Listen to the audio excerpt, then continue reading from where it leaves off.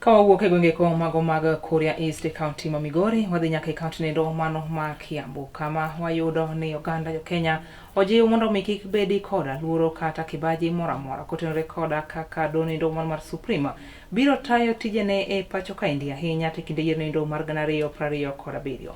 Magi gin wechegi ko mane ogolo kod jang'ad buche Isaac Lenaola e kinde ko mane oyoro e nyasi nindo mano mar sidho ayanga skul nindo mano mar somo chike mano nindo mar Zetech mayudore gwenge ko mago mag Juja e kaunti ma Kiambu e kinde ko mane owacho ni chenro koroni to ket kare donindo mano mar Suprema mar neno ni tijegi gitayo e yo nindo mano makare.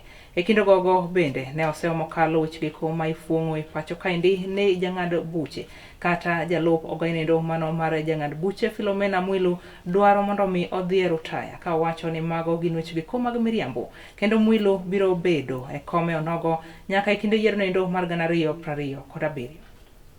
Number one, there's only one vacancy in the Supreme Court today, that left by the late Honorable Justice Mohammed Ibrahim.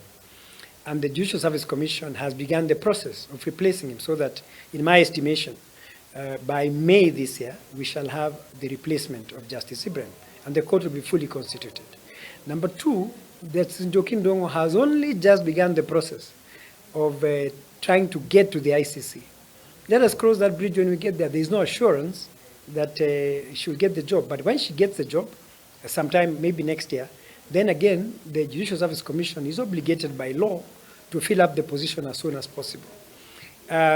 Contrary to what I'm reading and hearing, the Deputy Chief Justice is not retiring in next year in 2027. She retires in 2028.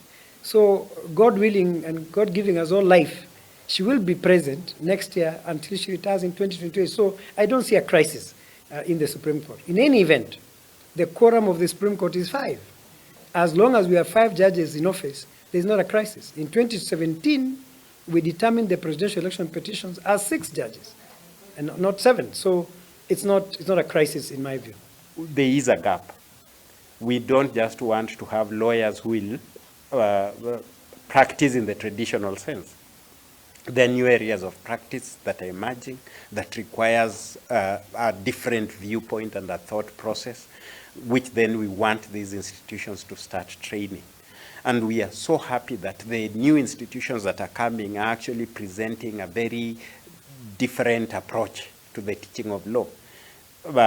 Unfortunately, the ones that we accredited earlier have, that traditional way of training. The pedagogy is the same that Justice Lenaola said, may have been used to train them and train ourselves. But now we are seeing institutions that are more dynamic. They are coming with very peculiar programs, which then addresses the market need. And that, for us at Council, we are really delighted to see. And we hope to support Zetech so that they can grow, because their dream is also the dream of the Council.